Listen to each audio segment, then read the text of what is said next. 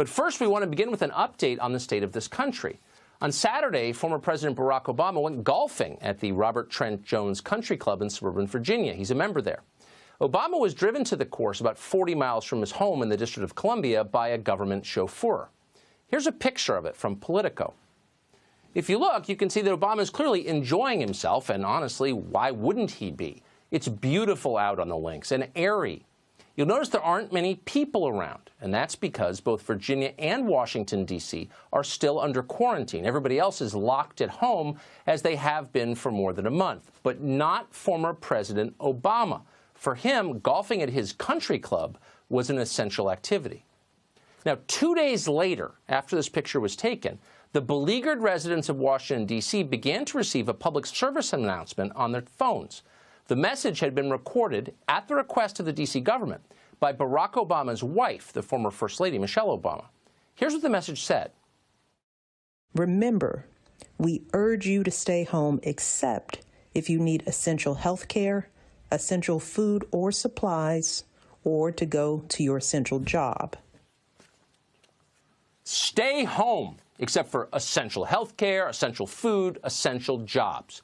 That is Michelle Obama's message to you. It didn't seem to occur to her that those standards might also apply to her family, and that's why she didn't mention essential trips to your country club. The fact that the rules apply to them doesn't seem to occur to anyone in power at the moment.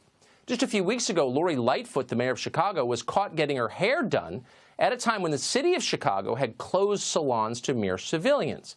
Lightfoot's stylist ratted her out on Facebook. Her excuse, quote, "I'm the public face of this city. I'm on national media, and I'm out in the public eye." In other words, said Lightfoot, "I'm far more important than you are. Shut up."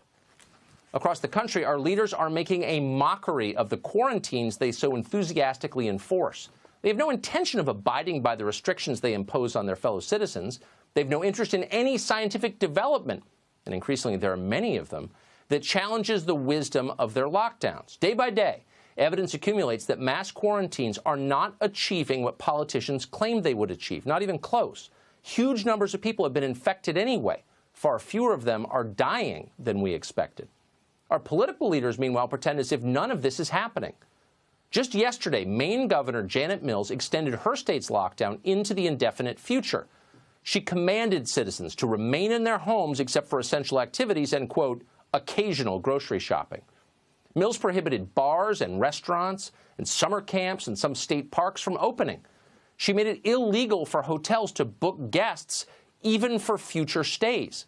She canceled every summer festival in the state. She told every church to keep its doors locked, ensuring that many of them will go defunct and disappear forever. And she told the people of Maine to change their personal lives, including in the most intimate ways. No shaking hands, the governor ordered with great emphasis.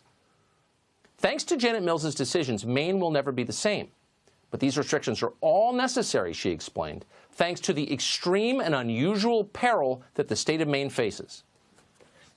I want to be clear. We are not out of the woods yet, and likely will not be for some time. Not out of the woods yet. Those are bracing words. They sound like something that Winston Churchill might have said during the Blitz. So what exactly do these woods Janet Mills refer to look like? Well, at the very moment she spoke, a grand total of 33 people were being treated in Maine hospitals for the coronavirus. 33 people out of a population of more than 1.3 million people. Over the full course of this entire epidemic, just 51 people in the state of Maine have died from the coronavirus. Meanwhile, and there's always a flip side, directly because of the lockdowns that Mills ordered, more than 10% of Maine's population is now unemployed. All over the state, businesses are failing. A forecast produced by Oxford Economics predicts that Maine will be hit harder and longer by these lockdowns than any other state in the country. So is this a proportionate response to the threat? No, it's not. It's vandalism. Mills' speechwriter worked hard to make her reckless policy sound poetic. People who now are staying apart so that someday we can all be together again. Someday we can be together again. Well, thanks, Governor. We appreciate your kindness in allowing that. So how long will that be until we can be together again. Well, Mills, who was clearly deeply enjoying her newfound power, didn't specify how long. There's, quote, no timeline for that. Things will not be normal soon, she warned. We are inventing a new normal, end quote.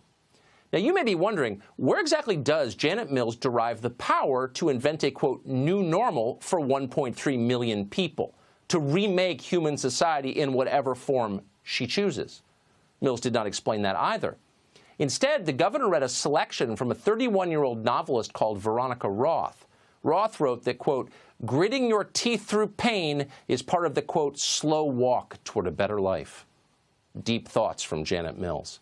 A slow walk toward a better life. That's what Mills is promising. But wait a second. Wasn't this all supposed to be about a public health emergency, the latest epidemiology, science? Yeah, that was last month. It's now about, quote, a better life. People in power abuse their power. That may be the lesson here. The arrival of a terrifying new virus from China gave our leaders more power than anyone has had in the history of this country. 6 weeks ago, America was something resembling an imperfect democracy. We had an election on the horizon that we were sort of paying attention to. Back then, Andrew Cuomo was considered a thuggish, possibly corrupt regional leader. But suddenly everything has changed. Now, this is an oligarchy managed by bureaucrats and tech moguls, none of whom are accountable to voters. Our leaders are making decisions that will affect your family forever with virtually no oversight or accountability. And of course, they love it. We shouldn't be surprised they don't want it to end. Jeff Bezos, for example, has made billions of dollars since the lockdown began. How shocked are you that his personal newspaper, The Washington Post, is arguing at the highest possible volume that the lockdowns must continue? Not very shocked. They all feel that way. This is the best thing that has ever happened to them. It's their chance. Let's say you once tried to run the country, but on 2 separate occasions, voters rejected you. They disliked you, and they disliked your program so much that they elected a casino owner from reality television instead. What if that happened to you? You'd probably be pretty stung by it and bitter. And then one day you wake up and the country is in chaos. Normal life has been suspended. This is the perfect opportunity to impose your will on a paralyzed nation. You would seize that opportunity, and she has. Every form of health care should continue to be available, including reproductive health care that eventually and quickly, I hope, gets us to universal health care. This would be a terrible crisis to waste, as the old saying goes. More abortion! Universal health care! Those are the required responses to the Wuhan coronavirus, declares Hillary Clinton. Yeah. Every politician on all sides has an ideological wish list. Usually it's filled with strange and unlikely ideas that under normal circumstances are kept in check by voters. As a group, voters instinctively distrust ideology, and for good reason. No one's keeping those ideas in check now. Nobody cares what voters think anymore. It's time to govern without limits. Watch disgraced New York Mayor Bill de Blasio explain that as a matter of public health or something, we need more, quote, inclusion and equity. This city was written off more times than I can count. This city came back stronger every time. Now we're going to come back stronger and fairer. Immediate actions the city government needs to take and build out as part of the bigger vision is a city task force on racial inclusion and equity. Focusing on the disparities we're seeing already, making sure that we are addressing structural racism that is obviously present in the realities we're facing with this disease.